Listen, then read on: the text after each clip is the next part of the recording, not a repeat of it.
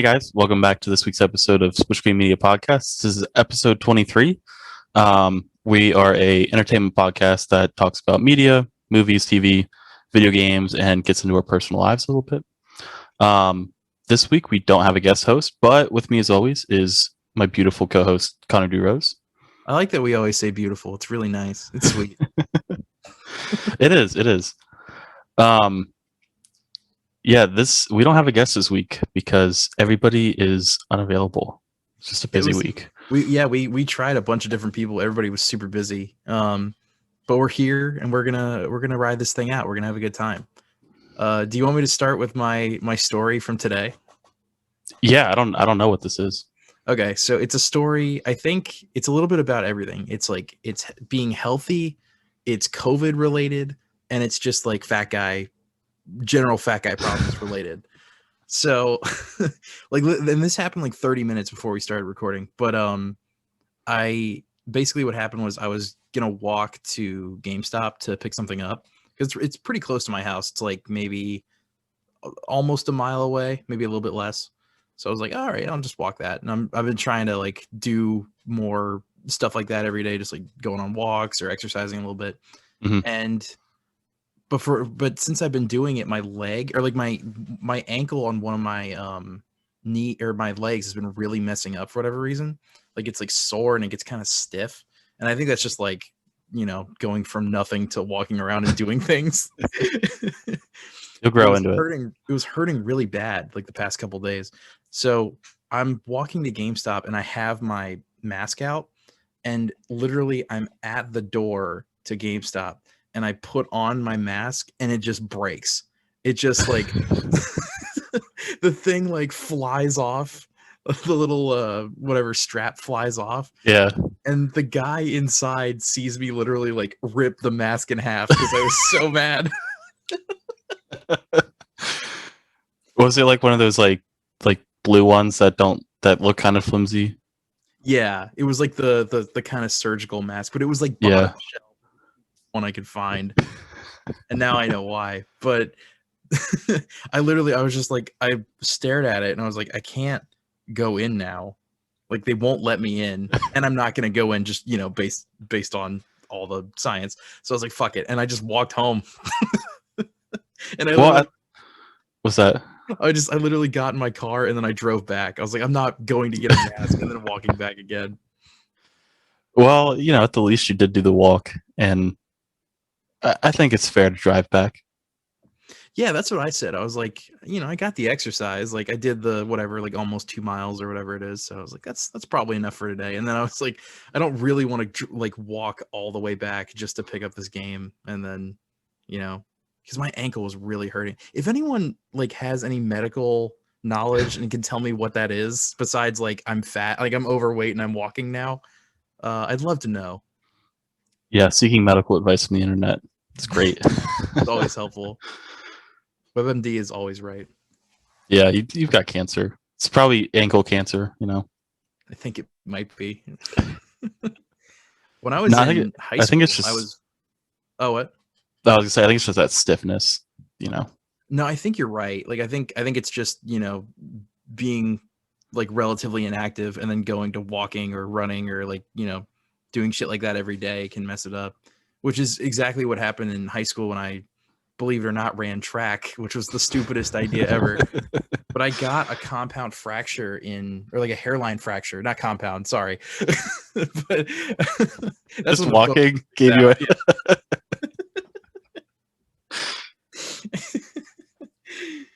But I got that like along it just because I was like, I went from literally doing nothing to running every single day. And our track coach was crazy. He made us run like, it was like a 5K every day. And that was like the warm up. It was nuts. Dude, I could never have done that kind of stuff. I know my brother ran track and this was like middle school track. And like that teacher, like that coach pushed them so hard. Like they had to beat like a sub 7 mile, I think, at the end of practice. And if they couldn't, they had to do it again and beat a sub 7 mile until they actually beat it. And I was like, that's just like Like, what if you can never get below it? Do you just infinitely run around the track until They'll you do that. die? Oh, dude, they're all Yeah, psychos. Like all of the, I feel like a lot of high school coaches are just like they're mad that they're not coaching better people. yeah, So they just like take it out on all the kids. But that's yeah. exactly how it was for us. Cause I mean, I was really thinking about it. I'm like, why do I need to run a 5K minimum every day if all I'm doing is like a 100-meter dash? Like, there's no point in building up this endurance. Like, just get me faster, like, get the speed up, and that's all you need. I would. So yeah, one, work on your explosiveness if you're doing a 100-meter dash. Go in the weight room, is my opinion. Though Yeah. I'm not a track coach. But also, if they need you to sub in, like say, I don't know, somebody on the relay goes down and they need you to sub in. Yeah. Do they need, like, you know what I mean? Yeah. They want you in some kind of shape, if that. But I don't see that happening a lot. Like if you're gonna participate in the 100-meter dash and that's your only event, you should be training for that. I think what happened, our track coach was also our cross country coach. So Yeah, that's how it was with us too. okay, yeah. So I think that's what it was. They just trained the track kids like because most of them did both. Because one Mhm. was like fall winter, the other was spring summer. So it they just kind of did it year round. And running sucks. And I don't want Yeah. it's like I don't understand how people like enjoy it. Like I hated every day I was on that team. I only did it because there was this cute girl on there that I really liked. That was literally it. Nice. Yeah, I can't stand running. Like, I hate it so much. I hated it in high school. I hate it now. I'll do it occasionally now, No, but I don't know what people are talking about when they're like, "Oh, you get a runner's high." I'm like, that has never happened once in my entire I don't know what the fuck that is, dude. Maybe you're taking something else. life. Yeah. If you're popping something and then running, then I totally understand. That might Yeah. actually be fun.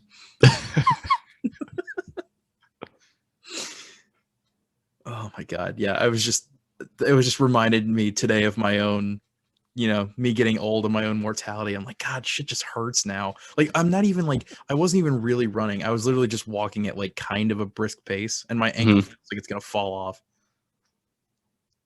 Yeah. I I had that kind of experience when I was in the weight room yesterday, actually.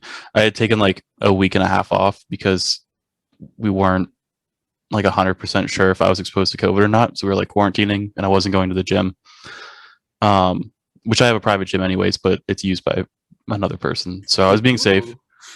But it's not mine. It's not mine. Um, so I took time off and I went back yesterday. And well, I went back a couple of days ago, but I was doing chest for the first time since I was being back. And like, I just got so many pops and like cracks when I was doing it. I was like, Yeah. this should never happen when I took like a week off in college. No, not at all. It's here. I get it here a lot. Like if I'm doing Hmm. again, I haven't done it in like 2 years, but it's been a while. I was going to the gym by myself for a while, like pre-COVID. I was going up to the YMCA, but I just like going to the gym by yourself is such a miserable experience. I really like going with other people, because you Yeah. can kind of work in and make it more fun. Optimal is two. You have one workout buddy. Because then if you have more than two, it just takes for fucking ever. It does. Yeah. You When know? we used to do it with 3 people, it was like something that Yeah. would normally take like 1 hour was like 2.5. Yeah. I think it's fine for those like those exercises, like in my opinion, like bench or squat, where like I rest pretty long in between those sets. But if I'm trying to like bang out like some cable fucking thing, like I don't want to have to wait like forever for my turn. Yeah. No, I totally agree. Yeah. It was nice when you do the like if you're doing abs or running, because you can do that together. You can just like do Yeah. all this together and then you're just on a mat or you're on the track and then you can kind of knock it out. But anything where you're just like this one, I don't know what I don't know. Flies, maybe. Yeah, I think the That's flies or yeah. whatever. You're just like sitting there waiting. It just takes forever. Yeah. I'll say this though, I've never had an experience at the gym like maybe in like early 2000s comedy movies or like sitcoms or whatever where people are just really shitty. I've never had that before, so I think the gym is for the most part a good experience in terms of like the other people that are there. Oh yeah. In my experience, like nobody gives a shit about you. No. Like they're there doing their thing, you're there doing your thing, and there's just like that like understanding. Like as long as you're not like being a douchebag, you know. Yeah, and that's what I was worried about. Like all the people who were like, oh, you new here, pussy, or I don't know. I've had more people encourage me. I don't even think I've had like really people be mean or anything like that. If anything, it's the encouragement. Yeah, I've definitely had that. Or like people just the only time anyone has ever come up to me in the gym is like, hey, can I work in on that machine or whatever? Yeah. And I'm just like, yeah, that's fine. There was one time, I don't know if this really counts. There was like a gym staff that like told me like I was doing so I was too tall for the power racks, like to do overhead press. And so I was doing them outside the rack and they're like, you can't do that. That's not safe. And I was like, I just did like 4 sets. Like I'm not like, I don't know. It happened twice. The first time the guy was like really cool. He's like, just do it, but don't do it anymore. Mm-hmm. Like he's like, finish what you're doing, but don't do it anymore because it's like technically not allowed. And then I came back like the next week and was doing that again. And it was some bitchy lady and she was like, you need to unrack that, put it inside. And then I went in, I was like, look, I'm too fucking tall for this. I can't do it inside of here. And she's like, well, that sucks. Like go down, go do a seated one. And I was like, it's not the same, but okay. Same thing, yeah. So I had to unrack it, go over to like where the seated one was, and I don't know, it just threw me off. Yeah, that's fair. I like the I like being able to go onto the machines for chest, just because like especially if you're by yourself, because you don't have to have anybody actually like spotting you or whatever. Mm-hmm. I needed some help when I first started with you guys. Oh my god, it was so hard. I remember I won't call anybody out, but there was someone else who started with us who like could literally only do the bar for chest. Like it was like there's no weights on it. It was like only the 40-pound bar, and they were struggling with that. And I was like, oh, we got a long way to go. Yeah, I think I had like 10 pounds. Like I had 10-pound weights on the side, so it was 65 when I started. But still, like that's like easy cake now. But like, yeah, everyone's got to start somewhere. Yeah, absolutely. That wasn't me like hating on this person or being No. like, fuck you. Like that's just people start in different spots for sure. Yeah, I mean, when I first squatted, I don't know. I remember when I hit like a 1 plate squat, and I was like pretty proud of myself. That's same thing with bench and things like that. But there's certain ones I hate more. I hate lunges, like with where you hold the weights and you go down. Oh, those suck. No, I hate lunges too. This isn't about movies or TV shows at all. I just thought it was no. Yeah, I said personal lives, but all that other shit can go away. No. Do you wanna get into some? You watched this Zack Snyder cut of Justice League, so I haven't seen it yet, and I feel like a lot of people may not have had the opportunity yet because it's a long ass movie. But if you want to give your spoiler-free review of it, yeah, sure. So Chris is gonna watch it probably this week. I don't want to like put a timeline that isn't this weekend or this weekend. Yeah, sometime before the next podcast, I should say. I'm watching both that and the original because I haven't seen either. Yeah, so he's gonna watch it the opposite way, which I think is gonna lead to like an interesting perspective when we like do our full breakdown of it. So he's gonna watch the new one, the Zack Snyder cut first, and then go into the original theatrical cut. And I saw the theatrical cut in theaters. And boy, is it bad. It is so bad. And this one is a lot better. Like it's infinitely better in terms of all the stuff that it tries to improve on the first film. And I actually think it's just it's a solid movie throughout. And it's broken up into 6 different parts. And there's actually title cards for each part. So if you want to watch, it's like 30 minutes. And then you'll hit chapter 2, and then another 30 minutes, chapter 3. So that's kind of how they break. So if you want to watch it more episodically, you can, but it's still, I feel like it's broken up in a way that might not lend itself to that being the best viewing experience, if that makes sense. Okay. I don't know. I'm just gonna sit down for 6 hours and watch the shit. I did it with WandaVision. I can do it with this.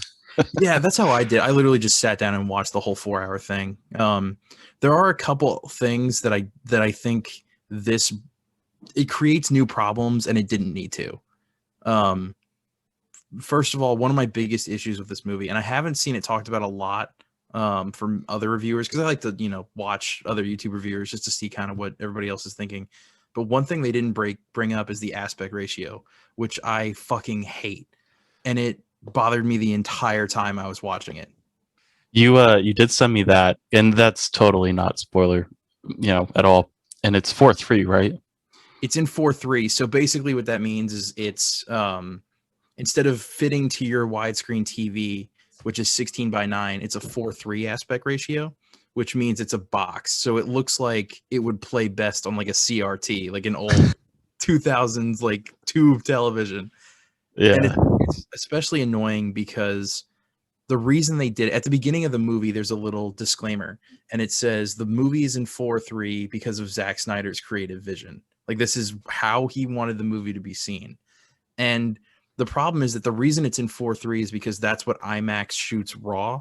That's like the raw IMAX footage. When you get it, it's in 4:3. You stretch it out, you make it full screen. So I'm like, why didn't you just do that?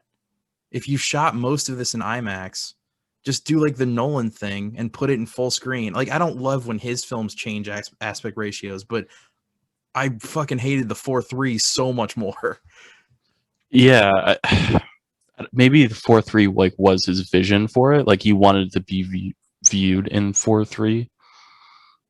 It's just it turns into a mess because this isn't a film like The Lighthouse, where the Lighthouse is in 4:3, but that movie is a period piece. It's, it's trying to take you back to this historic point.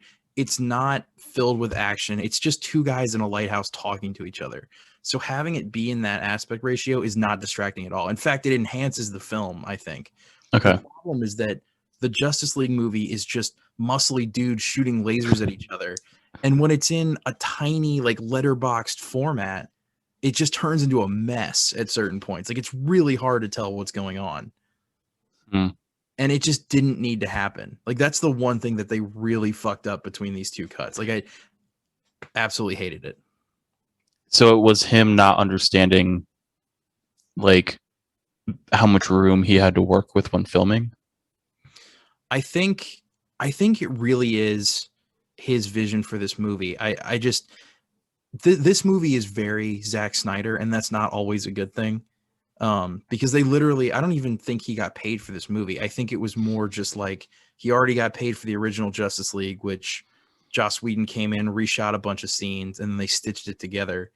And this movie is just them being like, you can release whatever you want on HBO Max. You have full creative control. You can release the movie that you wanted to. So originally it was going to be a TV series that was letterboxed and in black and white, which is just so needlessly pretentious.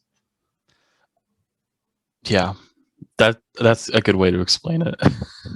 It just doesn't make, like, there have been other movies recently that I love that have black and white versions of them where I think it fits really well. Logan is the perfect example of that. They put a black and white version of Logan out, and it's awesome because that movie is like a kind of Western superhero hybrid, whatever you want to call it. But the action is so low key that when it's in black and white, it's still widescreen, by the way, and it doesn't like turn into a giant mess. This movie has that problem 100%. Yeah, I feel like black and white is easier to get away with than changing the aspect ratio, in my opinion. Because black and white, unless there's something like crucial with color to the to the movie, you can get away with a lot, especially in like a superhero like kind of shoot 'em up thing. But changing the aspect ratio changes like where things are. Not where things are on the film, but it gives you a different sense of where things are. Yeah, absolutely. I would actually like, it's hard to explain without showing people. They have like YouTube videos or whatever that have comparisons between the two, but they had to reframe a lot of the shots because it's square. Hmm. So what you're getting is a lot of height because the camera is shooting like an IMAX camera. It gets a lot more range from the top to the bottom. So instead of the Flash being more in the center of your screen like this, he's like this. and then there's all this space Yeah. above him, and that's kind of what it looks like the entire time. So it feels like you're not really seeing what you're supposed to be seeing. Hmm. And it's distractingly bad. The other thing that is way worse in this movie is the music. I don't know why they decided to change the Danny Elfman score, which, to be fair, is not great. Like it's kind of mediocre. This is so much worse, and you'll know what I mean when I Okay. when you see it.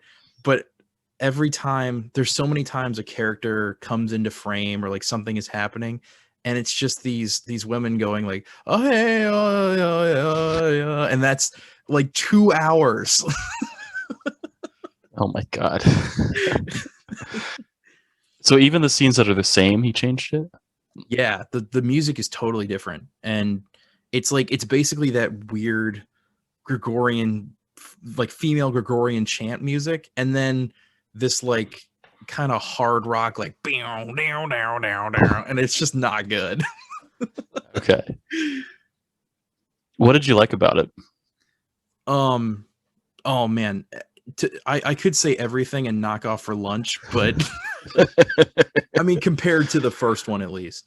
The Yeah. first one had, I think, the thing that you and I hate the most with these movies and the Marvel movies and the Star Wars media, which is just shitty jokes. All of those are gone. And when you Okay. watch both of those together, you'll see that like it's wildly different between specifically like the Flash and Cyborg, who both have like really horrible lines in the original. All Mhm. of that is gone and replaced with like much deeper character moments. Cyborg in particular, it was so under, he's in like 5 minutes, I swear to god, like 5 minutes of the theatrical cut. He is like the most pivotal part of this Zack Snyder cut of the movie. And his character is great, and the acting just is so much better in general, because a lot of that movie is these weird reshoots that Joss Whedon put in that just don't fit the tone at all. So it'll go from like kind of dour and dark and depressing, like the Zack Snyder stuff, and then it'll flip over to like campy Avengers happy sort of stuff. But Fuck. they just Frankensteined it together. Oh man. That sounds horrible. Now I don't you've seen Batman versus Superman, right, Chris? Mhm. Okay, this feels very similar to that in terms of tone, Okay. which the first Justice League did not. It didn't feel like a sequel to that movie at all. So love it or hate it, I think this is more connected to that, and the movie itself is so much better. Okay. I don't get why they have to put those stupid fucking jokes in. I get why they do it. They're trying to appeal to whatever. I think the problem is that Batman versus Superman didn't do as well as the Marvel movies. It did really well, but not that well. And I think Mhm. the studio execs panicked, and they were like, "Listen, we need to be more like Marvel. We need like the silly jokes, and we need, kind of the kooky characters or whatever." But they sort of they didn't understand why it works sometimes in those movies and why it doesn't work in the DC movies. Like they just, they couldn't make that distinction, I guess. Yeah, I guess I'll have to look out for that. I don't know. I don't want to see it. I hate everything about that, but also like MCU has been around longer than the DCU, right? Like It in terms of has. these movies and stuff. So you have to let the movies grow. Like let the franchise grow. Like I'm sure like the first Avengers movie is nowhere close to the latest Avengers movie in terms of like revenue and stuff, right? Yeah. You mean like it's more for the newer ones? Yeah, like it's grown over time. Like as people like as the fan base and stuff grows, the franchise grows. Yeah, absolutely. I mean, Endgame did better than any of the other Marvel movies, and that's like the most recent Avengers Hmm. film. So yeah, I mean, they definitely took their time. And what's interesting about this is, I think this is the first time where you've introduced a bunch of new characters to a cinematic universe in one film, and I felt like it worked, mostly because the movie is 4 hours long. So it feels like 3 or 4 origin stories pushed together. And even though it's condensed, it still feels like I'm not missing anything.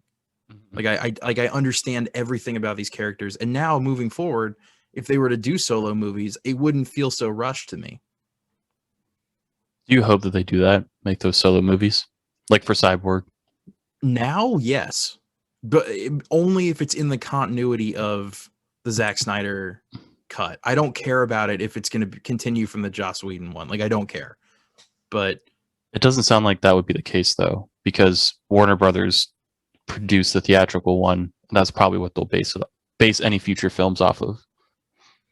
I agree, and I wonder the biggest thing, and I really wanted to ask you about this too, but like I think this movie sets a huge precedent in terms of other I don't know if you want to call it director's cuts or just new versions of films coming out like this, because this was a myth for so long. The release, the Snyder cut thing, the hashtag, like everybody was talking about it, and now it's here. And as far as I know, like HBO Max shot up exponentially when this movie came out, so it did really well in terms of viewership. So Mm-hmm. I wonder if there's Fan Four Stick, the Fantastic Four reboot that Josh Trank directed, who has said that there is another cut of.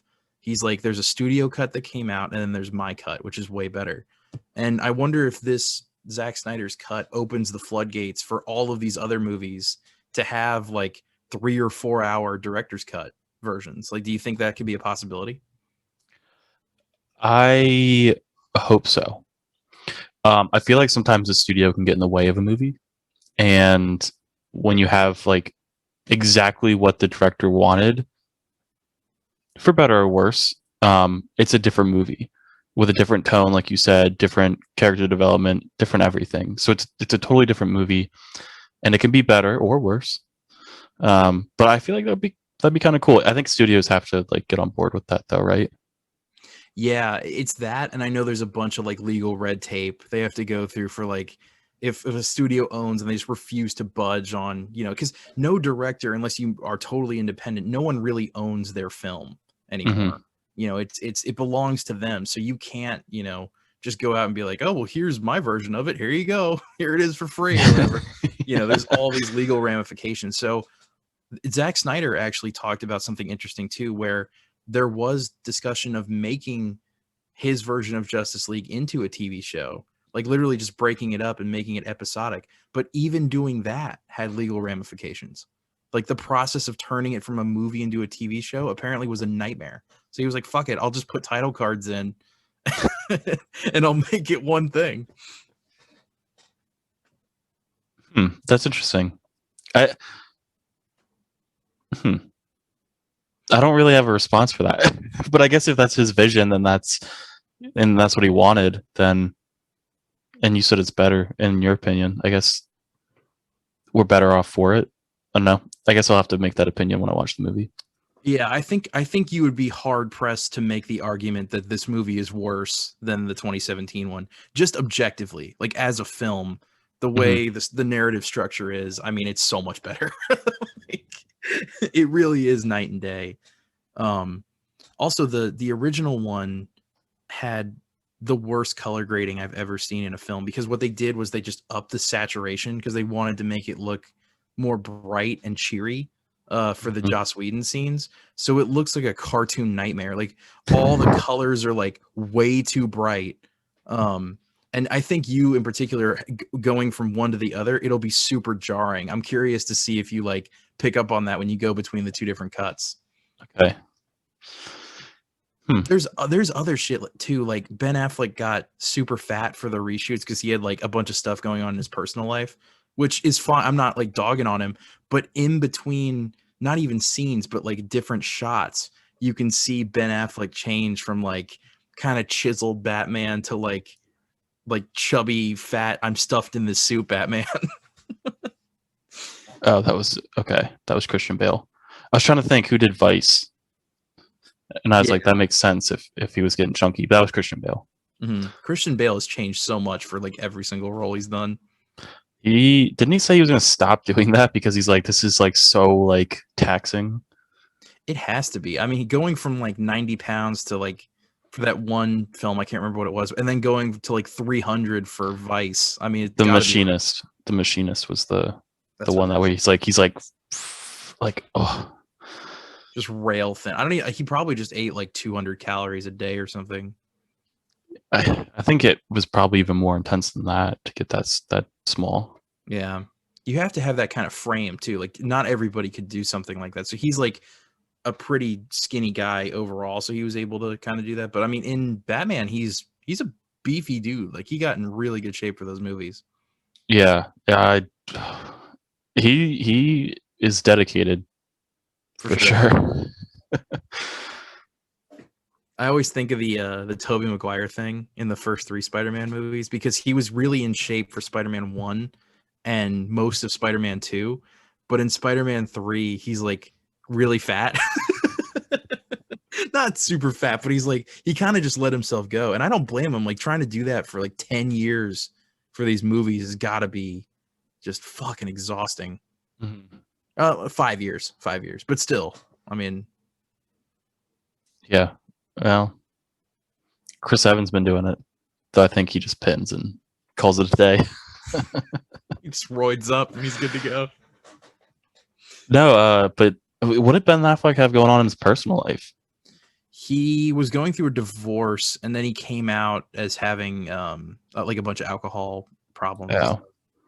All I know is that fucking back tattoo that he tried to hide.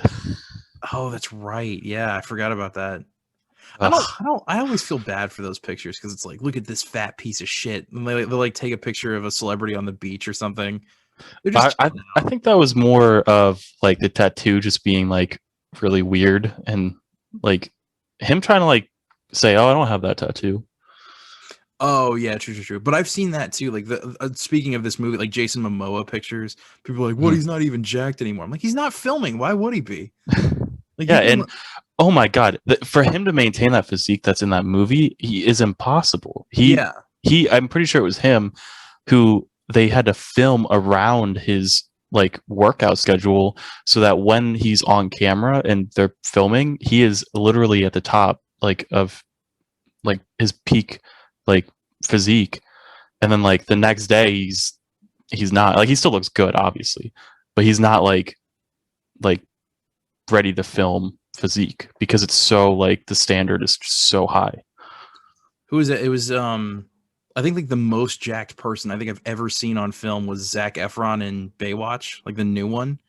Mm-hmm. That was insane. And he said it was like the most miserable experience of his life doing that. He didn't admit to steroids. He clearly was, and he went on an interview and said, "Hey, this is not like do not aspire to be like this." Maybe it was him. I don't remember. All these actors, they film around their workout schedules to make sure they're looking great on camera. But yeah, I remember Zac Efron in Baywatch. He was like, "This is like this. Like, don't aspire to this. This is not realistic." I should be clear with everybody. He was in amazing shape, but he was also massively dehydrated. Like that's how you look like that. And you get that crazy kind of definition. You just don't drink water.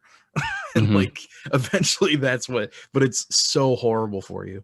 Isn't that what happened to Hugh Jackman and Logan as well? He was like super dehydrated in that movie. I want to say it was like one of the earlier ones because in Logan he's supposed to kind of look. He's like an old man. He's disheveled. Like he's not looking his best. But yeah, I think it was like probably Days of Future Past. There was something like that where he was just so fucking dehydrated. I don't remember which one it was, but yeah, I remember seeing an Instagram video of him where he like had deadlifted like 405 or something. So they put in the work. Like that's not easy shit. No. They're roiding up, but they're still putting in the work. Yeah, sure. I'm trying to think of other stuff that I didn't love. It was the aspect ratio. The length. The length is the other big thing. This movie is so Zack Snyder in terms of the slow motion. Like half of this movie is in slow motion and it's so unnecessary. Like all the fight scenes and shit. This movie, it doesn't justify its 4-hour runtime. This easily could have been 3 hours long. Does your opinion change thinking of how it could have been a TV show with 8 episodes? Having it be a TV show, because I want to say it was like 6 parts total. Like there were 6 title screens. Okay. Having it be that, I guess I would be okay with it. You could still trim some of the fat off that movie though. Like even if you Okay. did it like that, but how it's presented, I think you could cut an hour easy. Okay. It's I don't know. It's one of like Avengers Endgame is 3 hours, but I definitely think it justifies the length of that movie. Hmm. And that movie doesn't feel like 3 hours at all, which I think is really impressive. Like they kind of nail that. They don't really have a third, like a 3-act structure in that film. It's kind of like hour 1 is its own story, hour 2 is its own story, hour 3. So it's kind of divided that way, but not, you know, it's not exactly how you would divide a 3-act structure. But this movie doesn't have that at all. It's Hmm. like this is 6 acts and it's really slow in parts, and it just doesn't need to be. Interesting. Oh, and the end is terrible. There's there Spoiler free. I'm gonna keep it. I'm gonna say this.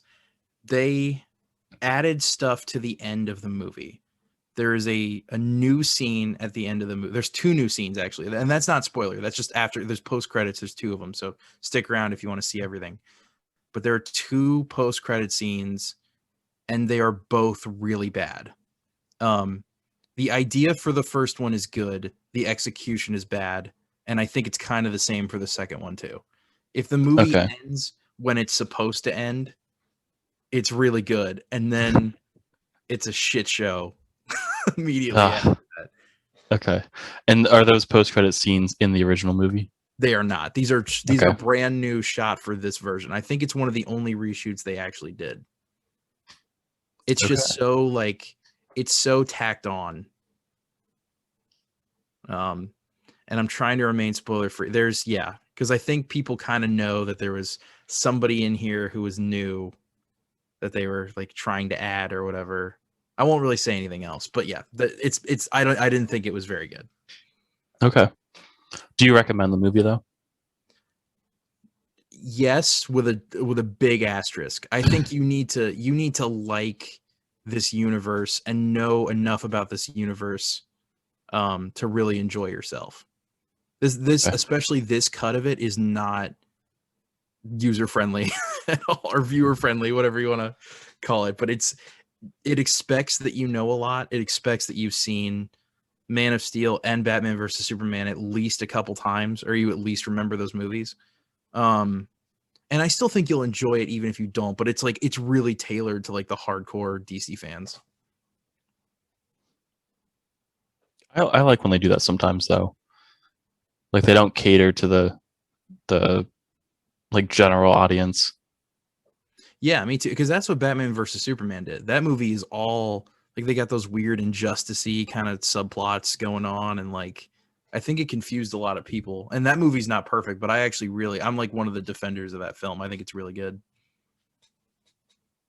I might I'm not doing all this in the weekend, but I might go back and watch that You're gonna watch Man of Steel and Batman versus Superman. and the Zack Snyder cut and Justice League. Oh, that's so much. I'm not going to do that. I'll watch both Justice Leagues this weekend. Yeah, they explain enough, I think, to where you'll kind of get the general premise, I suppose. Yeah. All right, you want to go on to our next topic?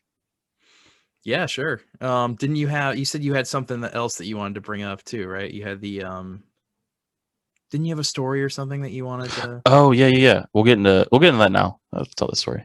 Okay. You had mentioned some of the like neighborhood like decorations and stuff like that. I was driving down the street, and I drive down the street like fairly often. So like this is my memory, I feel like, is pretty good on this. Someone put out a political flag like just recently, like in the past like 2 weeks, and it was like clearly for like the last election, and I was Right. like, if whoever you support, but like it's a little late, bud. Like I don't know. I saw it, and I don't like I hate any political garbage cluttering up your yard or your house or whatever, but I just felt it was weird because like and we have been talking about different like Halloween decorations and stuff, but like I feel like this is also like really weird decoration to have up because it's 5 months past the election and you put up a sign that says 2020 on it. it's so funny you bring this up because for my birthday, which just happened, I rode over to my dad's house and I was talking to him about one of the houses in his neighborhood, and they have a massive Trump flag in their front yard. And I basically said the same thing that you just said to me. I was like, no matter what side you're on or whatever political affiliation you align yourself with, it's done. Like, it's over. Why is this like that's psychotic to me to have like these signs out in your yard for something that's happened 5 months ago. I think it's psychotic to have them out before the election. That's true too. I don't want people was- knowing that shit about me. Hell no. And you know what? If you're looking for a house, drive around during election time. Drive around the neighborhood. You get a good idea of what you're moving into. Because I was driving, like I would drive down that road during election season, and it was like Biden 2020, Biden 2020. The only thing worse than COVID-19 is Biden 20. Like, and it's just all the way down the road. And I'm like, this, first off, like your lawn looks like shit with like all this garbage in it. And like, I don't know. I don't want to know who, like, I don't want people knowing who I support. I mean, people can infer and I'll like talk to you about it, but I don't like just want to put that in my yard. And I don't really care who you support. Like, just like go vote and it's done. Like, I don't know. Isn't it weird too? Because that's the case. It's like no sign in anyone's yard has ever changed a person's mind. That's the other argument. Like, that has never happened once. Oh my God, my neighbor has a Biden 20 sign. I'm going to go vote for Biden now. Like, no, it doesn't happen. No one's ever gone, oh shit. Like, oh, the Johnsons down the lane are voting for Trump. Oh, I'm going to go vote for Trump now. It's not like looking at a restaurant menu or something where you're like, I think I'm going to get this. And then something else catches your eye. You're like, ooh, that looks pretty good. Yeah. Never happened once. Yeah, I don't know. I thought it was funny, and there's still like a lot of signs up around here. Like, I'm assuming yours, like the guy that you were talking about by your dad's, has been up for a while, right? Yeah, for like at least 8 months, maybe. Yeah, there's a lot of signs still up here. To be fair, the one where it was like the row of like, they were like the small signs you like stick in your ground, all that's gone. But there's still flags and stuff that fly. Yeah, it's so strange. I mean, I guess I'm not going to say I agree with or that I really understand, but I feel like if you just have a Trump or Biden flag and it doesn't have a year on it and you're just like, but even that's still stupid. I don't know. I can kind of defend the flag. Like, it's not as cluttery. I prefer you just fly like an American flag or something, or like whatever flag you want to fly. But I feel like the flag is not as bad. Like, you put it on a pole on your porch and it's there, right? And it flies in the wind. Cool. Yeah. But when you like, you put out all these signs, and maybe I think it's just the sheer amount of signs that people like are willing to put in their yard. Like, that the only thing better than, or the only thing worse than COVID-19 is Biden 20. That there was like a no joke, 12 of those signs like a foot apart all the way down the lawn. And I was like, it's so excessive. Like, you spent so much money for political garbage in your lawn, like those signs political litter. either. No, they're like surprisingly expensive. If you are like supporting the political candidate, you can buy, like, you can donate and, you know, whatever. So that's your political view. You can do that. And also, like, this is First Amendment free speech. You can do whatever you want, like I said, but I don't know. I disagree with it. It's interesting too, because it's like, I worry about that because there were people in my family who had those signs up. Like, my grandparents had signs up. There were Biden signs, which I was, I don't think we've made it unclear that that's where we stand politically, but it was one of those things where, they're in a neighborhood where I think it was fine, but I also just don't want everybody knowing their business, like I don't know. All it takes is one crazy person for something to happen. And I just, the more I can just keep to myself and like not put a bunch of shit on my lawn that says everything about me. I don't know. There was, it's pretty rural, like out like where I'm at, and there's like some businesses that will fly like Trump flags. And I'm like, yeah, probably safe, like in this like area, flying like that kind of stuff, like on a business, like where you could lose or gain customers with your political stuff. But they're pretty safe out here. But I don't know. I just like even like a business is flying that kind of stuff. Like I'm talking flags, obviously, but I was like, that's interesting to me that, you know, like I said, they're not probably losing anybody out here or gaining Getting anybody, but getting political as a business makes no sense to me at all. Like, I mean, just shut up. And then everybody will eat your food or buy your product. I don't understand why this keeps being a problem. I know, and it's hard for me to say that because I know it's nice when companies come out and they're like, "Oh, we support gay rights or something, or we support this." And you know, and the fact that people are upset by that is absolutely ridiculous. But to me, it's all about the bottom line. Like if I was going to lose money either way and I owned a business, I would just not say anything. I'd be like, "Hey, we sell donuts. Come fucking get them. I don't care who you are." that's what I think. I think you should just, you know, and even if like if you want to go the other way, if people were upset that a business supports Trump, like you said, if some people are upset that a business supports gay rights or whatever, like it there's no real upside unless your market is like seriously one way or the other. But like for like scalability, like don't like I don't know. I just feel like it hinders you more than it hurts you as a business. Like if your store is like Confederate flags and wife beaters Emporium, like you're probably safe. Careful now. I'm just gonna say you're probably safe to choose a side. That's all I'm gonna say. Yeah. Biden, obviously. Yeah. Well, I also feel like if you're in like a very red county or a very blue county, you could like potentially get customers. But if you're looking to grow your business into like different counties or different states, you know, which I think is the goal of any business, you know, I don't know. Like you said, unless you have a specific product tailored, I don't know. Yeah, and it's one of those things too. I mean, like even when you're looking at, you know, you're looking at the electoral college and you can see, you know, like, oh, that part of wherever is super red. But then they click in on it or whatever. That I can't remember his name, the super handsome dude at CNN. He like clicks in on it and it's still, you know, it's red, but it's like 70% red. And I'm like, yeah, that's 30% of people who probably won't go to your store. I mean, I know it's predominantly red, but like there's still blue people in there. So, Yeah. or vice versa, you know, it really doesn't matter. Like you're still losing customers. So I've never thought that like is a smart business decision. Like that's never worked out for anybody. Look at Chick-fil-A. I was just gonna bring that up. I think that I think we might differ on this. I think it's important to separate the person from the business because he has a personal view on because he's a Christian or whatever, and he believes he's anti-gay, right? So Very. you have to separate him from the business.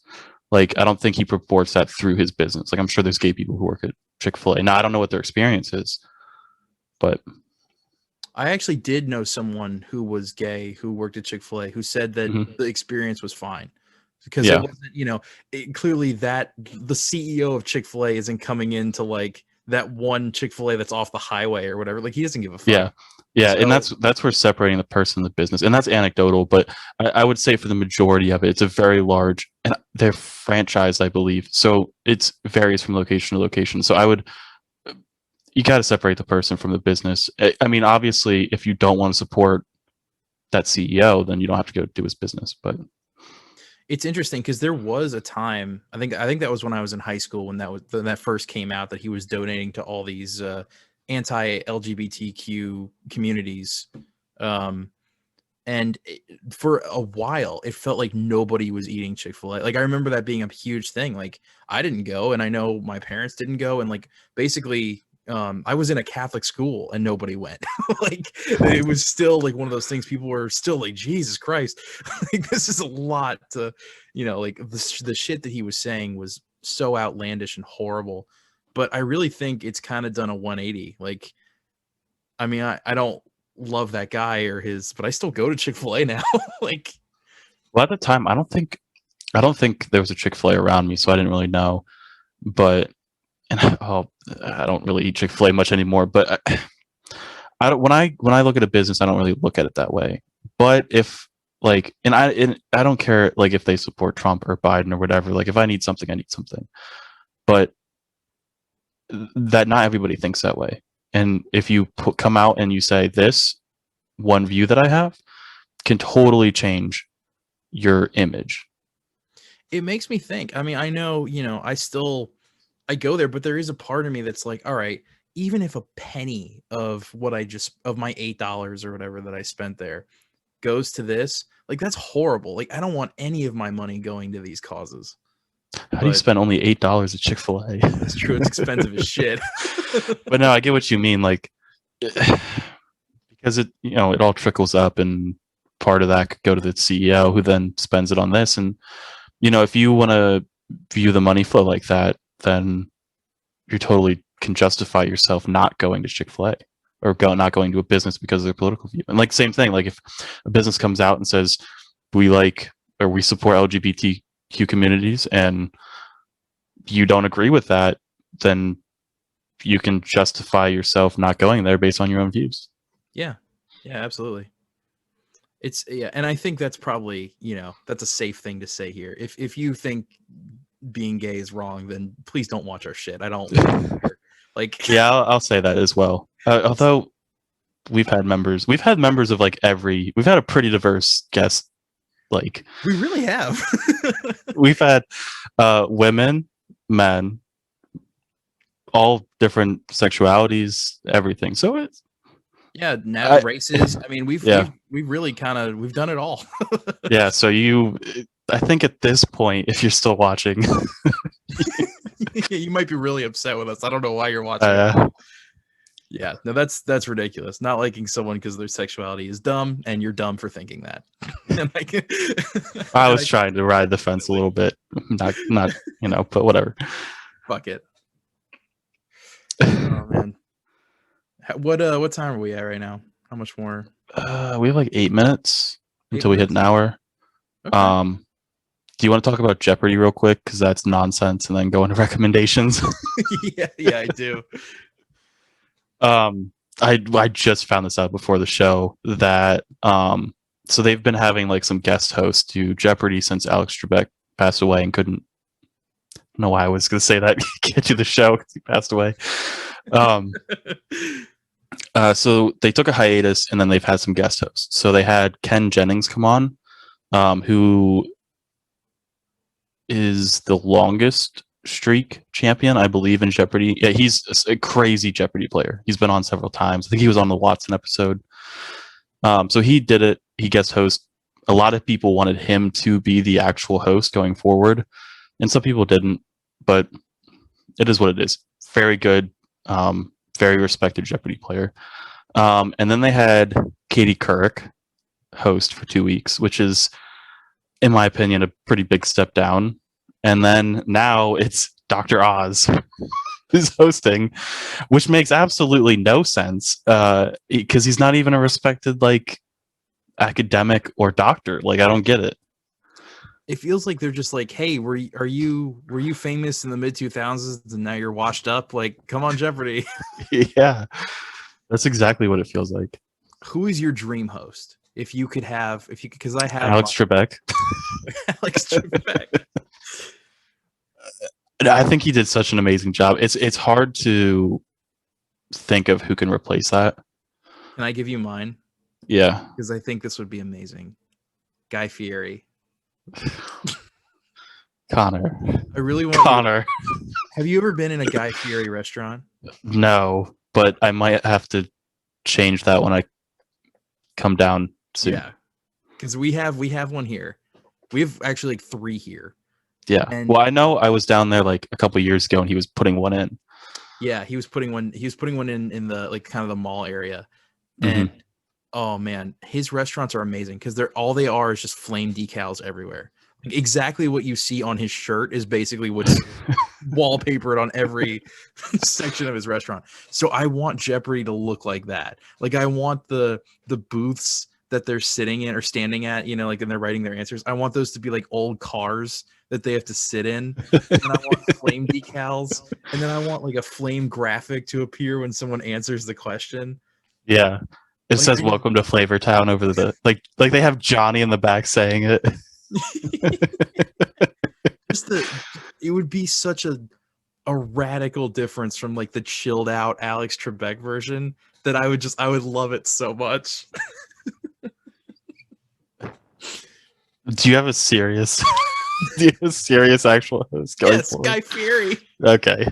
No, I don't know if I really had to choose. I mean, I might just bring over somebody who's also been on that network for a million years. Like, isn't Pat Sajak like Wheel of Fortune? Like, I feel like he would probably be good on Jeopardy. Yeah, I think he's still doing Wheel of Fortune though. Yeah. I mean, like if he did, but like if they just like were like, hey, you're gonna do both of these now. I mean, I'm sure they don't take like that long to film. Yeah, I feel like there might be people who don't like him and think that like because usually they, well, at least in my experience, when you watch new episodes of Wheel of Fortune, Jeopardy to back to back, so like having him for an hour, I don't know. That might be. Oh, I have my real answer. Jeremy Irons. Who is that? That sounds like a porn star.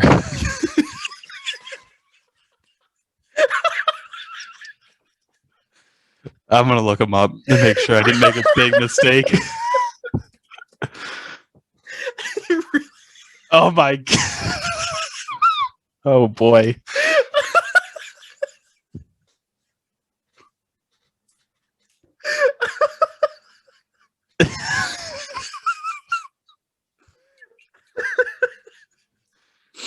Oh no. What it sounds like.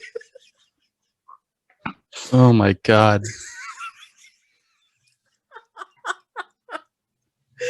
Oh, dude, that's so funny. No, he's like the old white guy he's in Justice League. That's what makes me think. That's what made me think of him. But he has like he's in Lion King. He's in Lion King.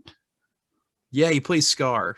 So that voice, picture Scar's voice, but like that would be the Jeopardy announcer. Okay. Oh, he's in Die Hard too. Jeremy Irons does sound like the best porn name ever. I'm just like, I'm picturing what I know Jeremy Irons looks like.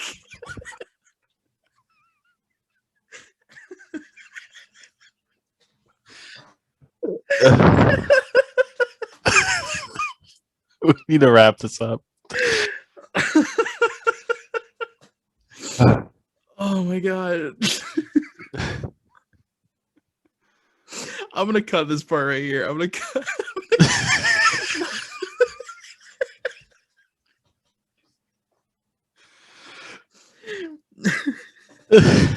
I'm gonna do like the bars. Yeah, I'm gonna do the bars, and then when we do recommendations, I'll cut back in. Oh my god.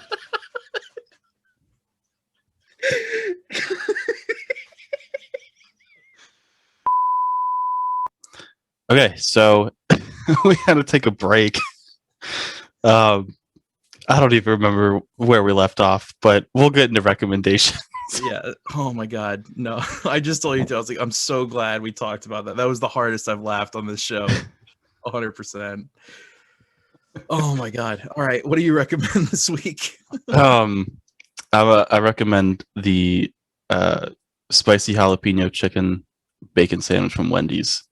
Normally, I never like give Wendy's the time of day because they're like it's just like greasy nothingness.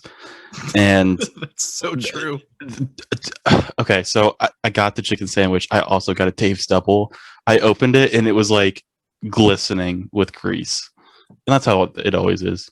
It's always like it's never in the order you want. It's like the patty's on the bottom and the bun is in the middle, and then another bun is on top. Like it's a fucking mess.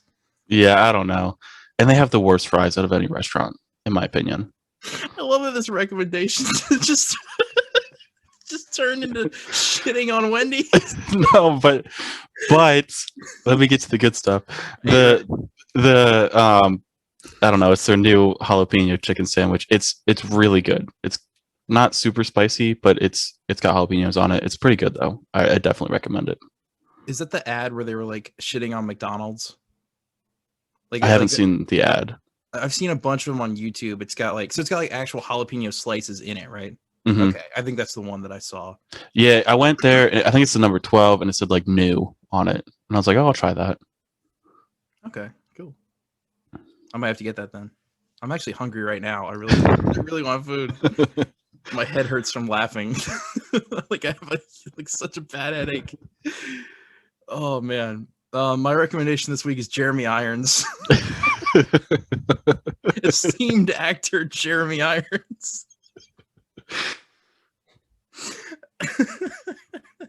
I don't know. Actually, you know what? I do have a recommendation. I just bought this here. Let's see if I can find it. I'm gonna hold it up for you guys.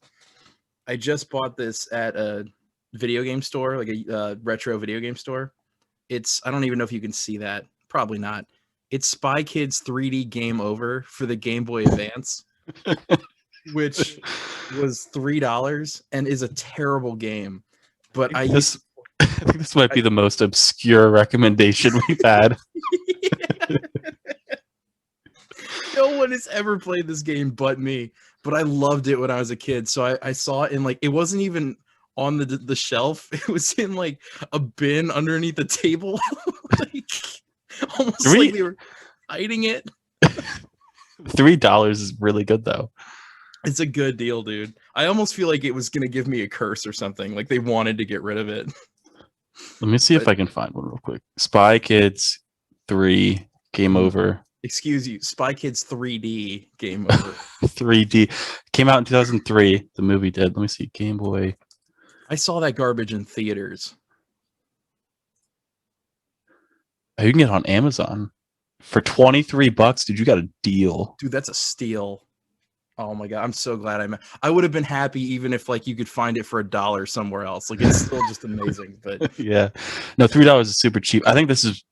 I don't want to say brand new, but these are the worst recommendations we've ever.